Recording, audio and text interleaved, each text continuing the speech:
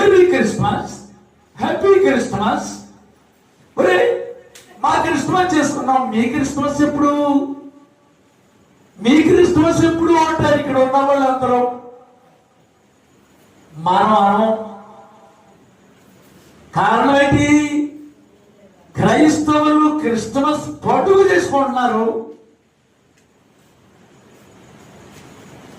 వర్తమానంలో ఉన్నటువంటి మనము క్రిస్మస్ ఆరాధన చేసుకోవాలి.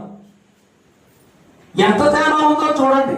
క్రిస్మస్ పండుగ, క్రిస్మస్ ఆరాధన ఏంటి తేడా? ఎవరని చెప్తారా మీరు?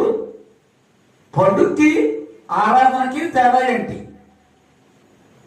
నేనెందుకు ముందు బ్రహ్మకామ గారు నమ్మక ముందు, ప్రవక్త దగ్గరికి రాకముందు నేను ఉన్నటువంటి సంఘములో రంగు జెండాలు కట్టేవారు, ఆర్కెస్ట్రాలు పెట్టేవారు, కోడికి ఇయ్యమని పెంచి మాంసం కోసేవారు.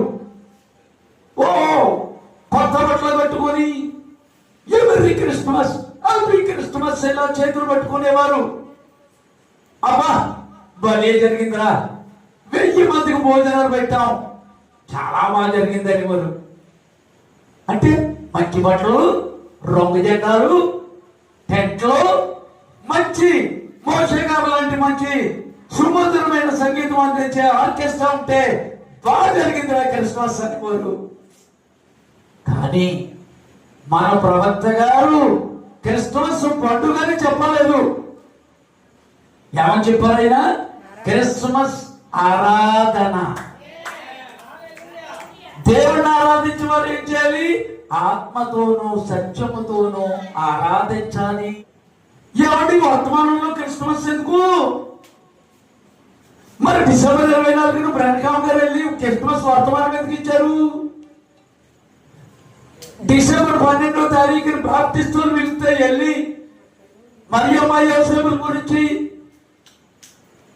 చదువు లేని, విద్య లేని, తెలివి లేని, అందంగా లేనటువంటి, కొబ్బరిలో లేనటువంటి, గళాలకి పంచులు కట్టుకుని చిరుపోయిన తువాలు వేసుకున్నటువంటి గొర్రెల కాపర్లకే దేవుడు ఎందుకు కనబడాలేనో?